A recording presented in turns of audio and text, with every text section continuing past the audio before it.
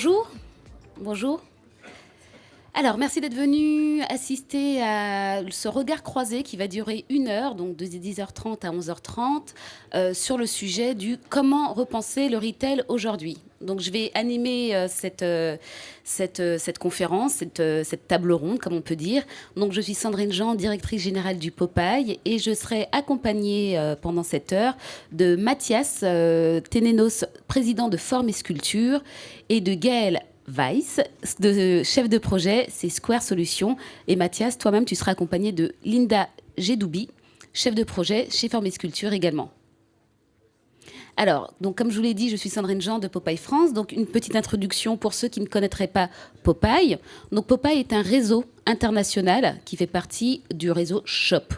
On a 17 bureaux dans le monde. La maison mère se situe à Chicago. Et ensuite, on a des Popeyes un peu partout. Donc, bien entendu, en France, en Europe, en Italie, au Portugal, en Angleterre, et également dans le reste du monde, en Chine, au Japon, au Brésil, Argentine, Russie, etc. Donc, nous, on fédère, on regroupe l'ensemble des acteurs du marketing point de vente. Donc, le marketing point de vente, qu'est-ce que c'est ? Notre définition du marketing point de vente, c'est l'ensemble des solutions qui sont mises à disposition dans un point de vente pour sublimer, entre guillemets, le produit et faciliter la rencontre avec le consommateur.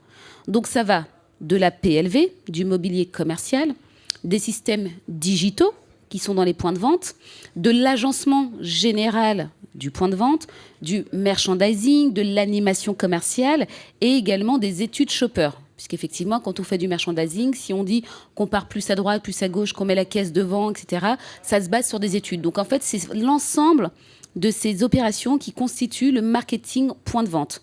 Donc on fédère les annonceurs, donc les enseignes, les marques et les distributeurs, donc autour de l'Institut. Donc on est Institut de formation, Popeye l'Institut, et on fédère au travers de notre syndicat, les prestataires de services, donc ceux qui fabriquent justement toutes ces solutions, tout ce mobilier commercial, toutes ces solutions digitales aujourd'hui qui font de l'agencement du point de vente, comme par exemple la société Forme et Sculpture.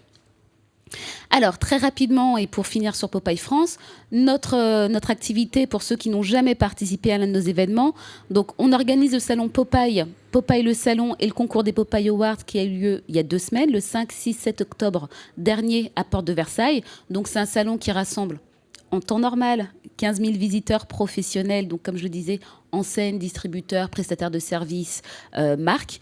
Avec la crise, forcément, c'est un petit peu moins, mais on a tenu notre salon après 2 reports.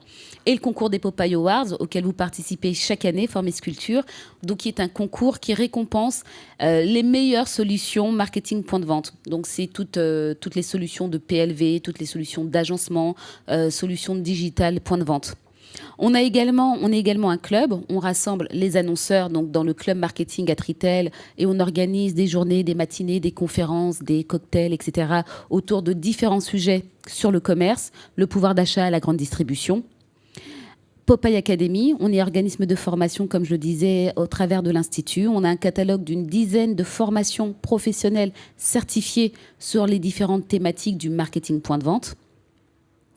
On organise des retail tours en France et à l'étranger. Le prochain retail tour, pour savoir, comme on dit, save the date, ça sera du 14 au 18 juin aux États-Unis, à New York, pour aller voir la NRF et ensuite organiser des visites de points de vente au travers de Manhattan.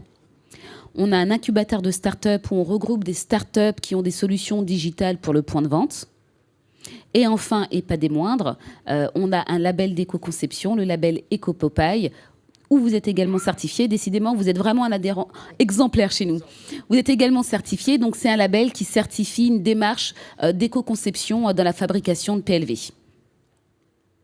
Alors maintenant, on va rentrer dans le vif du sujet. Donc le sujet aujourd'hui de notre conférence, c'est les tendances post-Covid et le secteur, enfin comment on a pu, entre guillemets, lutter comment on a pu lutter contre le Covid dans le point de vente avec toutes les questions environnementales aujourd'hui qui nous touchent. Donc ce qu'il faut savoir aujourd'hui, c'est que les tendances post-Covid, le premier objectif, c'est tout ce qui est net zéro retail. Je vais détailler après. Le triomphe du retail, réinventer l'expérience en magasin, la relocalisation, la santé et diriger, c'est s'engager. Effectivement, aujourd'hui, on a 6 domaines phares qu'on a vu ressortir à travers différentes études de sondage et également qu'on a faites. Et c'est vraiment aujourd'hui les 6 grosses thématiques qui ressortent le plus après la crise. Et je dis bien après, j'espère qu'on l'a passé, après la crise qu'on a traversée. Donc l'objectif net zéro retail, sans rentrer dans le détail puisque je ne suis pas une spécialiste de ces sujets-là, mais c'est la campagne qui a été lancée par l'ONU et qui demande aux villes, aux entreprises, aux universités d'atteindre tout ce qui est zéro émission de gaz à 2050. La partie, le triomphe du digital, on est tous passés par là, hein, les points de vente étaient fermés, donc qu'est-ce qu'on a fait? On a tous surfé sur nos différentes devices pour continuer d'acheter, pour continuer de consommer. Et aujourd'hui, quand on parle du triomphe du digital, ça ne veut pas dire que le e-commerce a pris le pas sur le magasin physique, pas du tout. Au contraire, on s'est vraiment rendu compte finalement que le digital et le point de vente physique étaient vraiment complémentaires. Donc on parle d'hybridation de commerce, on a pas mal de solutions aujourd'hui qui fait la paire belle entre le digital et le point de vente. Ça sera l'objet de votre intervention. Mais effectivement, le triomphe du digital, donc e-commerce, mais surtout triomphe du digital, solution in-store en point de vente. Réinventer l'expérience en magasin. Donc effectivement, on consomme plus de la même façon aujourd'hui. Donc avant la crise et après la crise, on a différentes attentes. On a différentes habitudes de consommation qui ont changé. Et les magasins, effectivement, doivent un petit peu repenser, pas forcément l'offre produit, mais en tout cas l'agencement de leur point de vente et leur service. Et si je prends un exemple qui est très concret, c'est qu'aujourd'hui, il faut absolument livrer beaucoup plus rapidement. On a pris l'habitude pendant la crise de pouvoir commander et de se faire livrer n'importe où, n'importe quand et de manière très rapide. Donc aujourd'hui, des magasins, des points de vente dits classiques, hein, de textiles ou autres, maintenant sont rentrés un petit peu dans cette ère et de se dire, sans vouloir faire du Amazon, il faut que je puisse livrer plus rapidement qu'avant. Donc que ce soit du drive, du click and collect ou quoi que ce soit, il faut que le produit puisse rencontrer le consommateur de manière plus rapide. La relocalisation. Donc la relocalisation, ça va de pair également avec, on livre plus vite, mais si je livre plus vite, ça veut dire que je consomme plus local, que je consomme près de chez moi.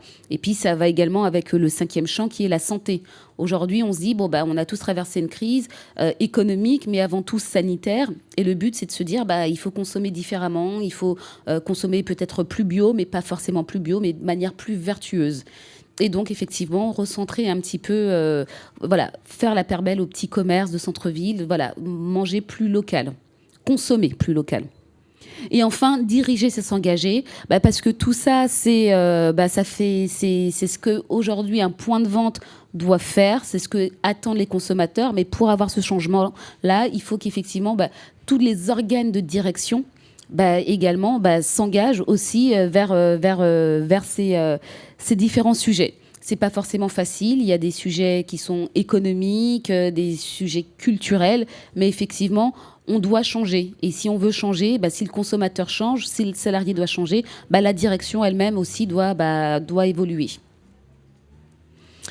Alors, donc je vais, après cette introduction, j'allais dire courte introduction, mais je ne suis pas sûre qu'elle ait été si courte, je vais donner la parole à Mathias Tenenos de Forme et Sculpture. Non, toujours pas. Ça continue. Écoutez, je vais prendre la moitié. Alors, je vais aller très vite. Hein. Donc, le safe retail en chiffres, la fréquentation piétonnière a diminué de 80%, forcément en centre-ville, les magasins fermés, le couvre-feu. Vous voyez le schéma, effectivement, grosse baisse de fréquentation pour les quelques magasins qui étaient restés ouverts sur les zones piétonnières. Disons que j'ai du mal sur ce mot. C'est pas facile. Et dans les zones urbaines, jusqu'à 60% de moins dans les régions rurales. Le confinement, comme je le disais en introduction, a favorisé les solutions de pick-up, de drive et tout ce qui est solution de paiement sans contact. Et quelques chiffres pour finir pour de vrai cette fois-ci, je crois. Donc c'est la perte de chiffre d'affaires sur les entreprises de cosmétiques françaises qui ont été interrogées. Et comme on peut le voir, on perd entre 10 à 20% du chiffre d'affaires, mais surtout 30%. En fait, si on fait une moyenne de ce graphique, ce qu'il faut retenir, c'est qu'on perd c'est que les entreprises françaises de cosmétiques ont perdu à peu près 30% de leur chiffre d'affaires pendant la crise. C'est à vous pour de vrai, Mathias. J'y vais alors. Bonjour à tous. Donc, je vais récupérer. Oui, pardon. Merci. Je suis Mathias Tenenaos, président de Forme et Sculpture. on fabrique de la PLV, des présentoirs. Donc on ne fait pas d'agencement. C'est un tout petit bout du retail. J'ai racheté une usine en 98 qui est en Touraine, au milieu des châteaux de la Loire, où on y fabrique ce qu'on appelle de la tabletterie, mais également de la PLV en carton et plus généralement des présentoirs en multimatériaux. En 2003, on a ouvert sur la Chine, puisque c'était un des grands sujets. On était les premiers à fabriquer du matériel pour le cosmétique en Chine rapatrié en Europe. C'était le modèle de l'époque, qui nous permettait de fabriquer très vite des très grosses quantités. 2009, c'était une nouvelle crise. Il a fallu trouver des solutions low cost, mais européennes cette fois-ci. Donc on a ouvert la Serbie avec une usine qui fait du bois laqué et qui s'est dirigée assez vite vers le métal et l'injection plastique. Donc on peut y faire des présentoirs, mais également du mobilier. 2013, on a démarré toute cette démarche d'éco-conception qui est importante dans le déroulé de l'entreprise. Et il a fallu trouver un fil pour aborder ce sujet-là, parce que c'était un grand mot, on parle de greenwashing. Et donc il a fallu trouver un fil pour construire quelque chose qui avait du sens. Et on a pu participer à la création de ce label Eco-Popeye et d'être parmi les premiers, je crois, à l'obtenir en 2015. Finalement, ce label a évolué, mais nous a donné un sens pour continuer à travailler. 2016, puisque dans ce sujet d'Eco-Popeye, il y avait la question de la fin de vie qu'on connaît tous. On a fabriqué du matériel, on l'installe, il vit, et qu'est-ce qu'on en fait à la fin ? C'est bien sa fin de vie, le sujet. Donc il fallait retourner sur le point de vente pour récupérer ce matériel et le recycler. Donc le démonter, trier les matériaux et le recycler. On est donc devenu installateur. Et on installe du matériel donc dans les points de vente parfums cosmétiques. 2017, dans le même esprit, on a commencé à mettre un pied dans l'agencement en ouvrant une structure qui s'appelle VM Factory, qui est un designer et un pro du retail. Et on a conçu du mobilier très facile à monter, livré à plat. Donc on ouvre un point de vente dans une demi-journée. On livre le point de vente, on fait pour Pouline par exemple, ou Lipo, des gens comme ça. On arrive à implanter un point de vente. 2018, nous sommes devenus membres du Global Compact pour donner un sens sociétal à notre démarche. EcoVadis, je ne sais pas si vous connaissez ce label, ça répertorie toute la démarche RSE multimétier. On va le retrouver dans le monde de la finance, mais chez nos clients annonceurs, mais aussi des fabricants comme nous. Et en fin 2020, nous sommes devenus FSC sur notre site en Touraine. Donc nous fabriquons de la PLV principalement pour les parfums, cosmétiques, l'horlogerie. Donc des gens comme Dior, Guerlain, Cartier. On crée, on fait de la conception, on fabrique, on installe et on recycle. Donc l'ensemble de cette démarche est sous la démarche de l'éco-responsabilité. Alors on s'est posé la question lors du premier confinement, puisque tout s'est arrêté, et nous on fabrique des présentoirs donc pour les points de vente, et quand il n'y a plus de points de vente, il n'y a plus de présentoirs. Et en plus on fabrique des produits cosmétiques, donc du rouge à lèvres, du maquillage, et si on ne vend plus, nos clients ne vendent plus, on ne fabriquera plus de présentoirs, et s'il n'y a plus de points de vente, il n'y a plus de présentoirs. Donc on s'est demandé ce que le monde allait devenir, en se disant que probablement on vivait un choc important. En Europe, c'était une première. En Asie, ils connaissent. Le masque est un truc courant en Asie. On voit souvent des gens en Asie porter le masque. En Europe, pas du tout. Et donc, c'était un vrai choc. Et on a vu la montée d'Amazon. On a tous acheté pendant le premier confinement. Vous l'avez dit sur le net. Et c'est un drame, puisque c'est l'essence même de notre métier qui s'écroule. Donc on s'est posé la question de trouver la solution de faire le point de vente parfait qui va allier le sans contact, le digital, parce qu'il n'est plus question de toucher un produit, il n'est plus question d'acheter en touchant quoi que ce soit, jusqu'à se faire livrer le produit dans le point de vente. Et donc on a cherché à réunir la vente online et la vente vraie, physique. Nous avons donc créé le BBL. Alors le BBL, c'est son petit nom, parce que notre usine est à Bléré, et on l'a appelé le Bléré Beauty Lab. Donc on a créé un point de vente, une sorte de laboratoire, qui s'appelle donc le BBL. On a créé une gondole que vous pouvez voir ici avec des petites pièces injectées. Et dedans, on prend des monodoses qu'on tire une par une. On a développé ce système et breveté avec Arcade Beauty qui fabrique les monodoses qu'on trouve dans les magazines, vous savez, pour un nouveau parfum, une nouvelle crème. Et donc, il y a un système de tirette qui fait qu'on n'en prend qu'une seule, donc on ne touche jamais les autres. On a donc créé une gondole pour le make-up. Un autre système pour le parfum, cette fois-ci, où on peut le tester, soit de façon automatique, soit de façon plus mécanique. Je crois qu'on le verra après en détail. Et un système d'écran qui permet de digitaliser tout l'acte d'achat. C'est-à-dire qu'on va choisir son produit, on va payer sur l'écran et on va se faire livrer son produit par la suite. On peut même, vous voyez un petit QR code qui permet de reporter sur son téléphone portable l'acte d'achat. Ça veut dire qu'on peut même acheter sur son portable sans jamais toucher l'écran. Le soin également, on a trouvé des solutions, donc toujours avec nos monodoses, mais aussi avec des distributeurs, et pareil avec un relais sans contact. Voilà, là on voit ici nos monodoses, donc on a bien des teintes. En maquillage, la difficulté, ce sont les teintes, donc il faut tester le produit pour l'acheter. Donc on ouvre sa monodose, on peut tester son produit, l'essayer et l'acheter ensuite en digital. La version parfum, on a fait 3 solutions. On passe la main, une mouillette sort et on peut la parfumer. On peut également, pour éviter la pollution intérieure, pulvériser à l'intérieur de la boîte, ce qui fait qu'une mouillette nous arrive déjà parfumée. Et enfin, un distributeur qui nous livre une mouillette qui a déjà été parfumée en automatique. On a donc 3 modèles différents. Une version sans contact pour le skincare, ce qui n'est pas simple, parce qu'on parle de produits épais. Donc il fallait réussir à nous donner une dose pour tester notre crème. Une version donc digitalisée du comptoir. Donc là, on a testé son produit, on achète à l'écran et on ira au comptoir chercher son produit.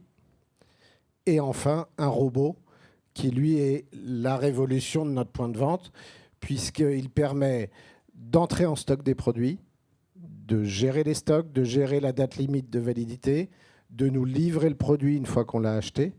Il faut savoir que dans un point de vente type Sephora, les conseillères passent leur journée en fait à ranger des produits quand ils arrivent le matin et à aller les chercher quand il faut les livrer ou réapprovisionner le linéaire. Donc finalement, une bonne conseillère dans un point de vente comme Sephora ou Nocibé, elle va passer sa journée à ranger des produits et à aller les chercher. Donc elle va les manipuler, elle va les abîmer et elle ne fait pas son métier qui consiste à conseiller ses clientes et à leur proposer des produits. Notre robot gère l'intégralité de ce système puisque on jette des cartons dedans de produits, le robot est intelligent, il va les scanner, les repérer, les identifier, les ranger. On va les acheter sur nos écrans et il va nous les livrer, ils vont arriver dans des petites niches. On a donc allié ces 3 solutions qui sont donc une solution sans contact, une solution digitale et une solution robotisée qui permet de repenser le point de vente de demain. Alors, on n'a rien inventé. On a travaillé avec Arcade Beauty, je vous l'ai dit, pour les monodoses. On a travaillé avec Meditech, qui est le leader du robot de la pharmacie. Et en fait, on a relié l'ensemble de ces éléments pour en faire un point de vente parfait, sans contact, élégant. Et ce robot est beau. Et je pense qu'en agencement, sur le point de vente, on doit pouvoir jouer avec. On doit pouvoir faire évoluer nos points de vente vers des choses waouh. Ça devient une expérience client. On l'a proposé, par exemple, à Chanel de le mettre dans ses boutiques mode, au milieu de la boutique, que les clientes jouent avec. Elle peut prendre un iPad, elle peut prendre son téléphone, elle peut commander des produits, elle peut les rendre. Et on va relier tout ça à l'IT du point de vente, puisqu'on va gérer les stocks, les encaissements, les décaissements, les besoins, etc. Avant ça, j'ai quelques petites questions. Avec plaisir. Comment est née l'idée de cette boutique digitale ? Vraiment, on a pensé que les points de vente ne rouvriraient pas, qu'une fois que les gens auraient goûté au plaisir d'Amazon et de se faire livrer à la maison, ils ne voudraient plus jamais aller dans un point de vente. Et on s'est donc posé la question de qu'est-ce qui va redonner envie aux gens d'y aller. Dans le maquillage, on a une chance, il faut tester le produit. Les produits qu'on connaît, il n'y a pas de problème. Un nouveau produit, un nouveau rouge à lèvres, une nouvelle couleur, on a envie de la tester. Donc, on a pensé le point de vente comme un showroom et non plus comme un point de vente pour vendre. On peut imaginer que Dior, finalement, n'a pas besoin de point de vente pour faire du chiffre d'affaires. Ils ont besoin de vendre leurs produits. En revanche, ils ont besoin de les faire découvrir. Donc, on a réfléchi sur une expérience client. D'accord. Et du coup, ce concept, il peut s'exporter en Europe, dans le monde, un peu partout ou... Oui, bien sûr, il est mondial. Avec d'ailleurs, on le voit en France, en Europe, les gens finalement ont renoncé très vite au sujet du sans contact. Hein, tout le monde s'en fiche, on le voit bien. Dans les magasins de fringues, c'est terrible, hein, on se refile les fringues. Enfin, il n'y a plus de sujet. Chez Sephora, ils ont rouvert tous les testeurs, tout le monde teste les produits les uns derrière les autres. En Asie, c'est très différent. Et évidemment, on va exporter ce produit vers l'Asie, où là, pour le coup, ils sont extrêmement sensibles. Et la sécurité du sans-contact, on n'y retournera plus. C'est-à-dire que c'est un acquis maintenant en Asie. D'accord, merci.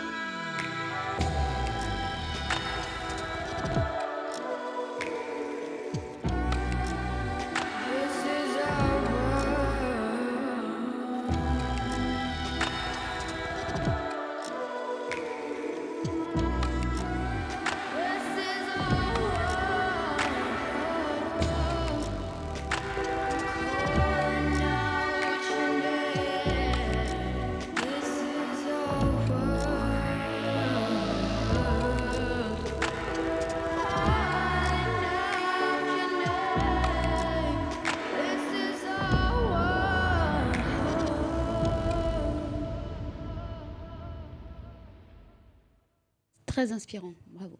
Effectivement, on voit dans la vidéo qu'il y a un robot intelligent qui assure toute la gestion. Ça marche comment, en fait, ce système de robotisation? Il est absolument magique. En fait, c'est finalement assez simple. On passe un produit, il le scanne, il en détecte son format. Il y a un QR code, bien sûr, qui relève.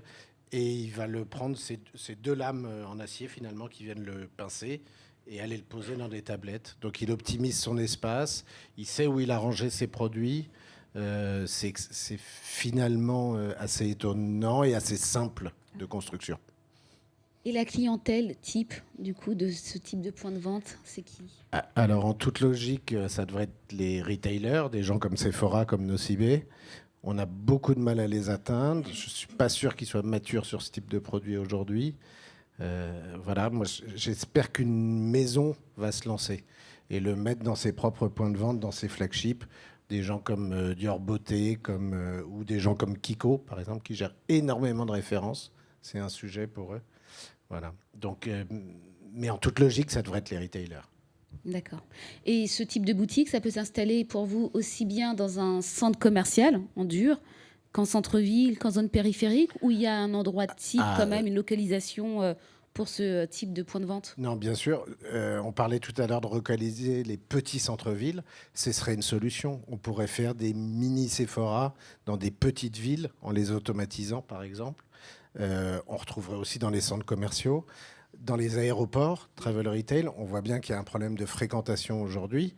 Donc, ils ferment les points de vente parce qu'ils ne peuvent pas mettre trop de personnel.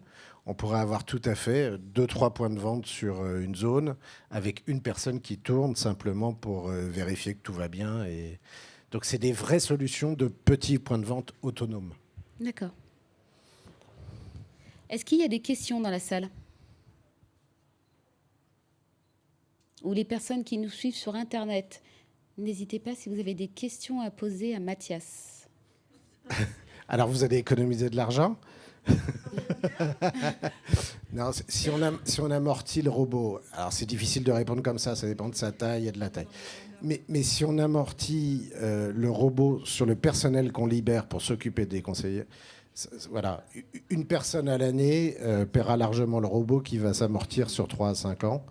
Donc c'est finalement pas un sujet d'argent, c'est bien une stratégie de distribution. Vous libérez votre personnel. La petite pharmacie de quartier qui est équipée de robots, aujourd'hui, elle a une personne à l'année qui range tous les produits tous les matins. Donc l'équipement du robot, il est essentiel. Il y a deux sujets. Il y a charger les produits qu'on reçoit le matin, il faut faire des entrées en stock, et il y a livrer toute la journée nos clients.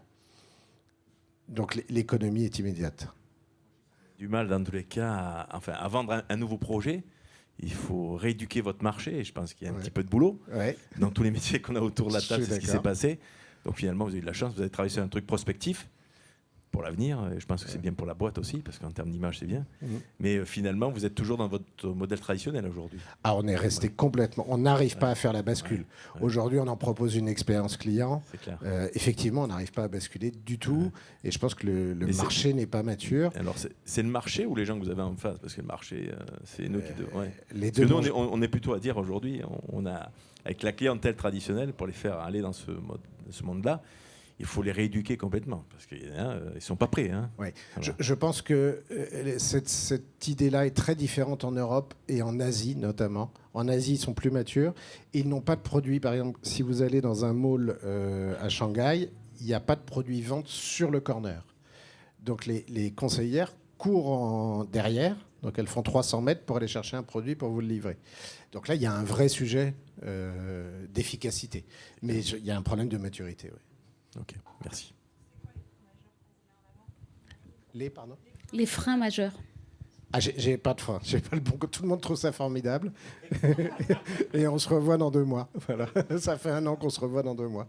J'ai pas eu de frein et j'ai posé la question. J'ai eu la chance de rencontrer des gens très haut placés chez L'Oréal, de leur demander qu'est-ce qui était le point bloquant et j'ai pas eu de réponse, hormis ce que vous disiez, priorité de leur choix d'avancer dans leur métier et que c'était pas au centre de leur problématique du jour.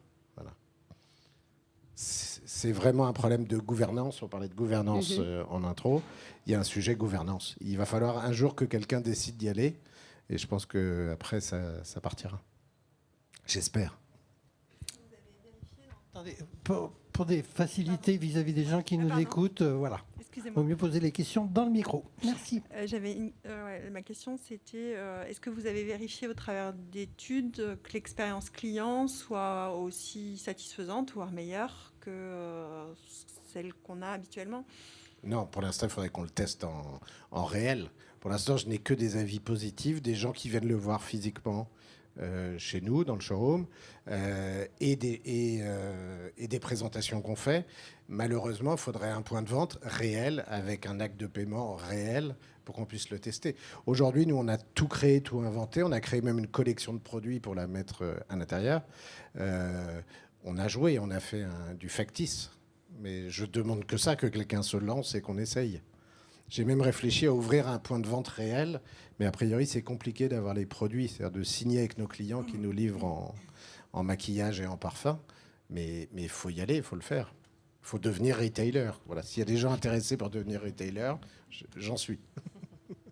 Très bien. Merci beaucoup, Mathias. Merci à vous. Merci. On va passer, je vais vous prendre la zapette. On va passer à la deuxième partie. Juste quelques slides. Merci. Avec Square Solutions sur le retail et l'économie circulaire. Donc, juste quelques petites définitions pour poser le constat. Donc, l'upcycling, qu'est-ce que c'est? Aujourd'hui, l'upcycling, c'est transformer un objet qui est devenu inutile pour lui donner une nouvelle vie et prolonger son existence, mais pour avoir un usage différent de l'usage de base et sans recyclage chimique. Ça, c'est l'upcycling aujourd'hui. Donc, on parle beaucoup de recyclage et également, le cran au-dessus, c'est vraiment l'upcycling. Quelques chiffres. 23% de la population affirme avoir déjà acheté un produit upcyclé. Donc, 31% pour les 18-34 contre 19% pour les 55 ans et plus. Et un Français sur deux dit qu'il a l'intention d'acheter un produit issu de l'upcycling dans les prochains mois. Loi AGEC, donc on en entend tous parler, la loi anti-gaspillage pour une économie circulaire, le décret qui est passé le 10 mars dernier 2021 qui est un décret très ambitieux, clairement, qui dit que 20% des biens acquis par les commandes publiques devront être issus du réemploi ou de la réutilisation pour tout ce qui est mobilier de bureau et mobilier urbain. Donc le retail en tant que tel que on en parle depuis tout à l'heure, tel qu'on l'a défini, les points de vente marchands, pour l'instant, on n'est pas concerné. Mais effectivement, sur tout ce qui est commande publique, 20%, ce serait très bien, ce serait idéal. Maintenant, c'est ambitieux. Il faut qu'il y ait des filières en parallèle qui s'ouvrent justement pour permettre d'avoir des biens issus du réemploi ou de la réutilisation. Alors, l'agencement post-Covid. Je vais vous faire une brève présentation de nous. En fait, nous sommes une bande de jeunes, surtout moi. Nous concevons, fabriquons et installons donc tout projet d'agencement intérieur en ERP.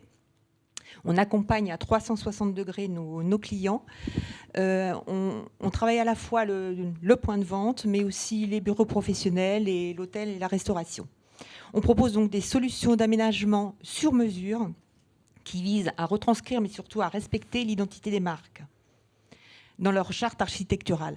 Et en fait, depuis 2018, là, on s'intéresse vraiment à l'économie circulaire et on souhaite le proposer dans tous nos projets.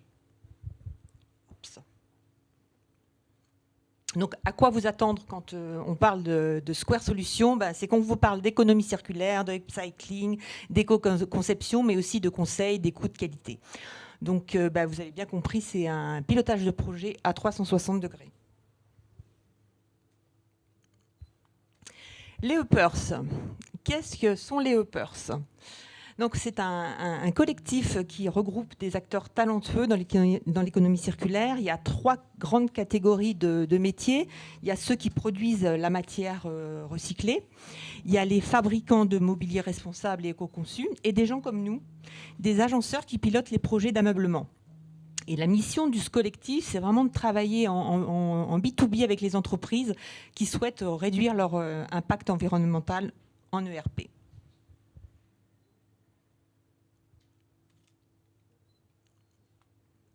Donc en fait, nous, on a plus travaillé sur la prise de conscience chez les consommateurs et et ensuite l'action qui en résulte, on s'est rendu compte que le consommateur voulait vraiment décarboniser, c'est pas facile à dire ça non plus, l'acte d'achat. On est bien conscient que la hausse des émissions de CO2 est vraiment quelque chose contre lequel on veut tous lutter. Le consommateur en premier. Et le consommateur, comme on l'a expliqué tout à l'heure, qui a pris l'habitude de commander via Amazon, etc., ne veut pas complètement délaisser son point de vente, mais du coup, il est plus exigeant, il attend quelque chose de waouh. Et puis, il a aussi cette volonté d'acheter localement. Il a passé du temps à la maison, il a repassé du temps dans ses villages, etc. Et il veut vraiment acheter et consommer localement. Donc ça, c'est le constat, la prise de conscience. Il lui faut le BBL. Ça, c'est la prise de conscience donc, du consommateur. Et ensuite, ça a poussé les marques à agir. Et là, je peux vous parler rapidement donc, de cas pratiques, notamment celui du magasin Biocop, qui a refait ses 1000 m² de magasins en mobilier de réemploi et de surcyclage. En fait, ça a été vraiment...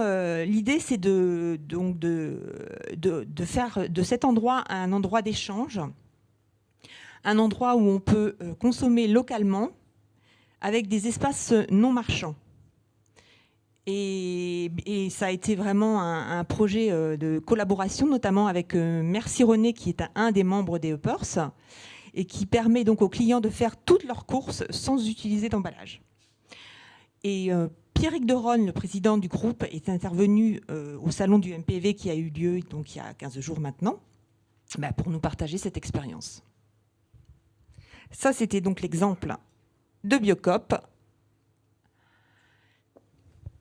Je peux vous parler aussi rapidement de Guerlain. Là, ça a juste été un test, en fait. On a pris 2 meubles vraiment construits avec des matériaux neufs, un skincare consultation counter et un make-up bar.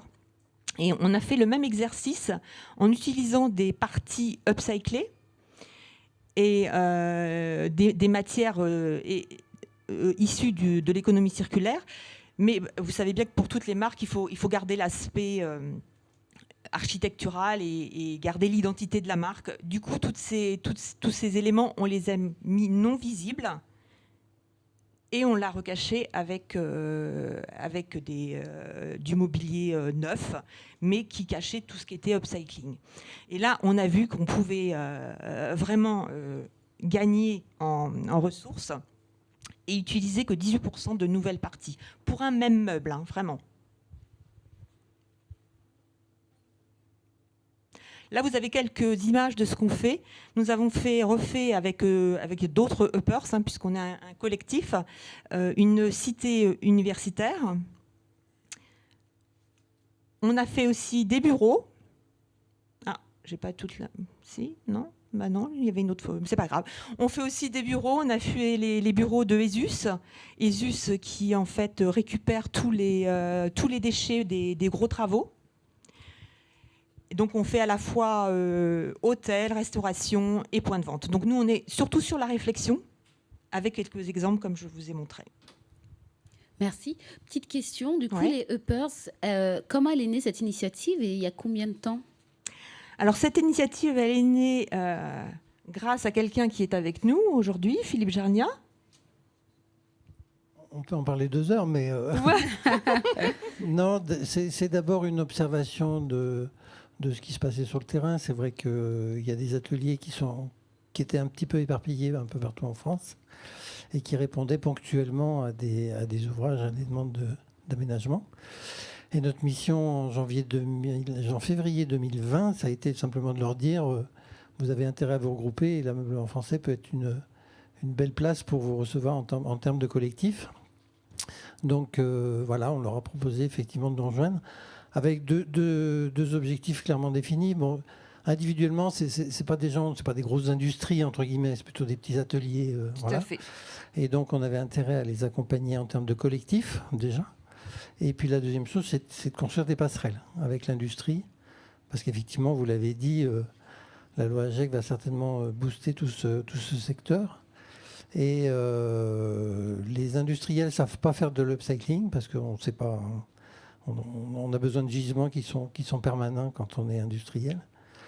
Et les upcyclers ne savent pas faire industriel parce que ce sont des ateliers artisanaux, entre guillemets. Donc on a intérêt effectivement à bâtir des passerelles et à répondre à des sollicitations qui sont de plus en plus nombreuses, sachant que on s'inscrit un peu dans l'air du temps. Tout à fait. Mais puis on est plus fort ensemble, en fait.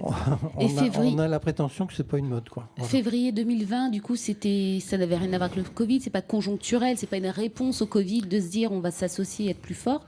C'est pas une réponse. Non, c'est pas une réponse au Covid. Ça a été pendant une période de prise de conscience, hein, parce que c'est quand même parce que comme je l'ai dit tout à l'heure, le Covid nous a fait prendre conscience de notre façon de vivre, etc. Enfin, Philippe, si tu veux contredire ce que je... Non, pas du tout. Ajouter. Enfin, nous, ce qui nous préoccupe aussi, c'est je ne veux pas m'attaquer non plus à tout un secteur d'activité économique dont Popeye en fait partie. C'est vrai que le merchandising, etc., c'est plus de consommation, c'est ça, voire même plus de déchets, etc. Donc il y a une prise de conscience et c'est important que les hoppers soient effectivement marketing point de vente parce que c'est pour montrer effectivement le virage qui est en train de s'opérer en disant que voilà, il y a une prise de conscience aussi d'un certain nombre de consommateurs. Et ce qui est préoccupant, c'est nous, tout ce qu'on peut faire en termes d'agenceurs pour effectivement l'intérieur de la boutique. Mais comment on fait revenir les gens? Alors, il faut trouver, comme partout, des téméraires, des gens qui font l'expérience et puis qui disent aux autres, venez, il y a un truc sympa. Donc ça, c'est bouche à oreille, c'est un peu long. Mais il y a aussi ce passage, effectivement, entre le virtuel et le réel. Comment on fait revenir ces gens en magasin alors qu'on interdit les voitures dans les centres-villes, les centres commerciaux, c'est devenu compliqué. Enfin bon, il y a une certaine période quand même pour nos clients. Il y a des vrais sujets, tout à fait. Ouais. Donc je pense que ça aurait quand même existé, de toute façon, les hoppers sans le Covid et inversement. Mais voilà, c'était au bon moment. Et vous êtes combien aujourd'hui? C'est possible pour d'autres acteurs de vous rejoindre? Vous êtes combien? Alors c'est encore possible, mais c'est moins ouvert qu'au tout début. Vous êtes combien?